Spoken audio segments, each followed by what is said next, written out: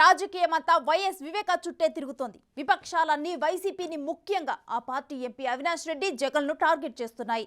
YS కుటుంబంలో ఆ అన్నదమ్ములపై యుద్ధం ప్రకటించిన అక్కా చెల్లెళ్ళు ఎన్నికల ప్రచారంలో వివేక హత్యనే ఆయుధంగా మార్చుకున్నారు.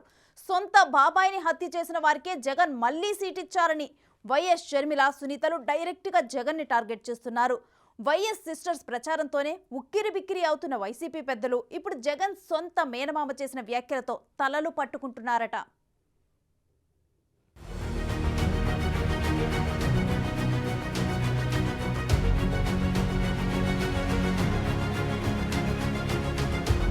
కడప జిల్లాను అడ్డాగా మార్చుకున్న వైఎస్ కుటుంబం రెండుగా చీలిపోయింది. CM Jagan, Kadapa MP YS Avinash రెడ్డిలు ఒకవైపు, పీసీసీ ప్రెసిడెంట్ వైఎస్ షర్మిల, మాజీ ఎంపీ వివేకానందరెడ్డి కుమార్తె వైఎస్ సునీత మరోవైపు చేరి పొలిటికల్ ఫైట్ ప్రారంభించారు. 2 సార్లు పులివెందుల ఎమ్మెల్యేగా, కడప ఎంపీగా గెలిచిన మాజీ మంత్రి వైఎస్ వివేకానందరెడ్డి హత్య కేసులో ప్రస్తుత Kadapa YCP MP YS Avinash Reddy, ఆయన తండ్రి జగన్ బాబాయ్ అయిన భాస్కర్ రెడ్డి నిందితులుగా ఉన్నారు.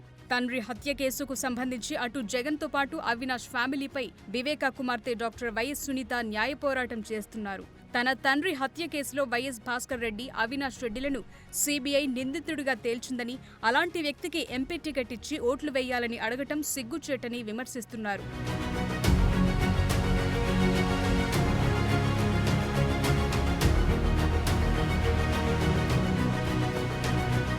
తాజాగా వైఎస్ సునీతను వెంటపెట్టుకుని కడపలో ప్రచారం మొదలుపెట్టిన షర్మిల ఎన్నికల ప్రచారంలో ఆ అన్న తమ్ములను ఎండగడుతున్నారు.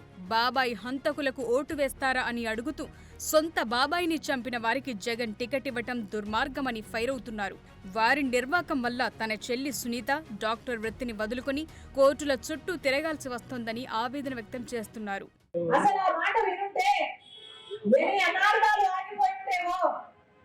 ఒకసారి ఆలోచిస్తే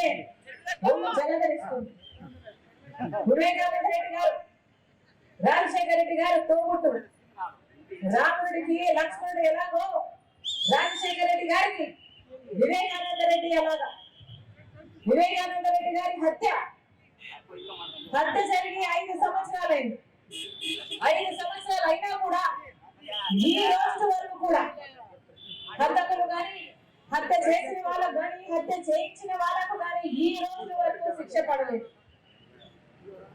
శిక్ష పడకపోగా ఆఖరికి వివేకానంద రెడ్డి బిడ్డే హత్య చేయించింది అని ఎదురుదాడి చేస్తున్నారే. పాప అమ్మాయిని చూస్తే పగలనక రాత్రనక అసలు ఎంతమంది దగ్గరికి వెళ్ళి ఏ ఆఫీసర్ అయినా సరే, ఏ లీడర్ అయినా సరే, ఏ పార్టీ అయినా సరే, ఎవరైనా సరే సహాయం చేయగలిగిన ఏ ఒక్కరైనా సరే, మా నాన్నకు అన్యాయం జరిగింది, నిర్దాక్షణంగా హత్య చేయబడ్డారు, న్యాయం చేయండి అని ఈ రోజు వరకు కూడా కోర్టు చుట్టూ తిరుగుతూనే ఉంది. ఈ క్షణంలో కూడా డాక్టర్ అయింది కూడా, డాక్టర్ పని కూడా మానేసి ఈ రోజు వరకు కూడా న్యాయం చేయండి అని అడుగుతుంది. అంటే ఇది దౌర్భాగ్యం కాకపోతే ఇంకా ఏమిటి?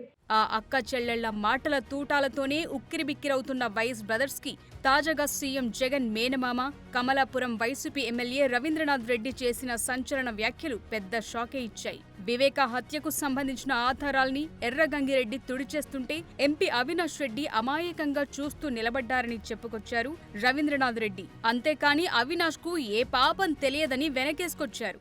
అక్కడ ఏముంది, ఏం జరిగిన తర్వాత వాళ్ళ బావమడిది శివప్రకాష్ రెడ్డి గారు ఫోన్ చేస్తే అక్కడికి పోయిన వ్యక్తి, అక్కడ పోయిన తర్వాత ఆయన గంగిరెడ్డి గారు ఏదో చేస్తుంటే అమాయకంగా నిలబడుకొని చూస్తున్నాడు తప్ప ఇంకో రకమైన కార్యక్రమం కాదు. ఈయన తులసింది లేదు, ఏం లేదు. గంగిరెడ్డి గారి పాత్ర అయితే ఖచ్చితంగా ఉంది.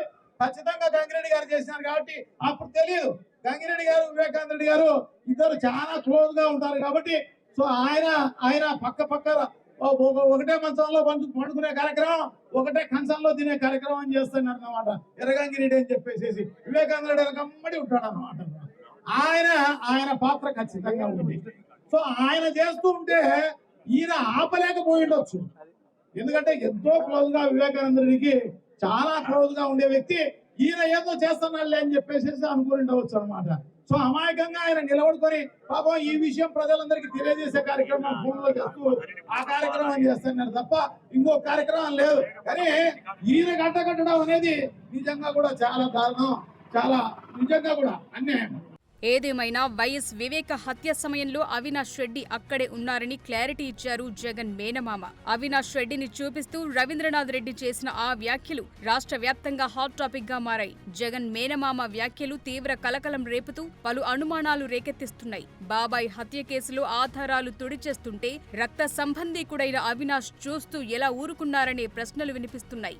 ఈ హత్యతో తనకు ఎలాంటి సంబంధం లేకపోతే కనీసం పోలీసులకైనా ఫిర్యాదు చేయాలి కదా, కానీ ఎందుకు చెప్పలేదు? గుండెపోటుతో మరణించారని కలరిచ్చే ప్రయత్నం ఎందుకు చేశారన్న డౌట్లు వ్యక్తమవుతున్నాయి.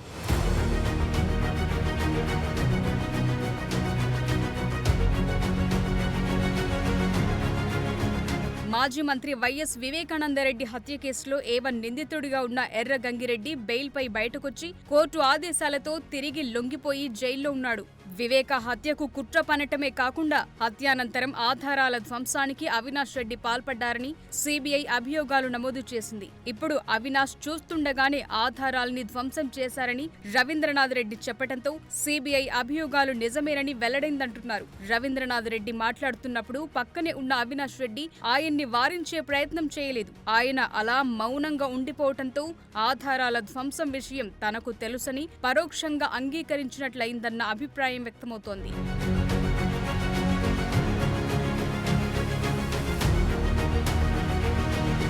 ఏపీసీసీ అధ్యక్షురాలు వైఎస్ షర్మిలపై కూడా రవీంద్రనాథ్ రెడ్డి ఘాటు వ్యాఖ్యలు చేశారు. పుట్టింటి వాళ్లు బాగుండాలని ఆడపడుచులు కోరుకుంటారని, అయితే షర్మిల మాత్రం చెడు కోరుకుంటున్నారని మండిపడ్డారు. ఈ ఎన్నికల్లో ఆమెను ఓడించి అవినాష్ రెడ్డిని భారీ మెజార్టీతో ఎంపీగా గెలిపించాలని కోరారు. చిరంజీవి ప్రజారాజ్యం పార్టీని అమ్ముకున్నట్లు తెలంగాణలో పార్టీని అమ్మేసిన షర్మిల ఆంధ్రాకు వచ్చారని కమలాపురం ఎమ్మెల్యే సొంత మేనకోడలిపై చేసిన వ్యాఖ్యలు కలకలం రేపుతున్నాయి.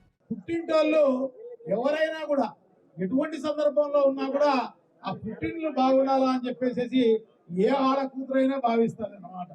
సో అట్లా కాకుండా ఇక్కడ వెరైటీగా అన్నమాట. ఇక్కడ ఈ ఆంధ్ర రాష్ట్రంలో మరి ఏమైందో వాళ్ళకు ఏంకతో కానీ నిజంగా వాళ్ళకు మోకాళ్ళలో తెలివి ఉందో కాకుండా అరికాళ్ళలో తెలివి ఉందో కానీ చంద్రబాబు నాయుడు గారితో జతకట్టే కార్యక్రమం చేసినారు అంటే నిజంగా కూడా వాళ్ళకు వాళ్ళ విజ్ఞతకే వదిలేయాల్సిన ఇదేనమాట. సో ప్రజలందరూ కూడా బాగా అర్థం చేసుకుని ఉంటారు వాళ్ళను. సో డెఫినెట్ గా అవినాష్ రెడ్డి గారు షర్మిల గారి మీద ఎన్ని లక్షల మెజారిటీ, 5,50,000 మెజారిటీ ఖచ్చితంగా గెలవాలి అని చెప్పేసి మనం అందరం కూడా దానికి సిద్ధంగా ఉండాలి.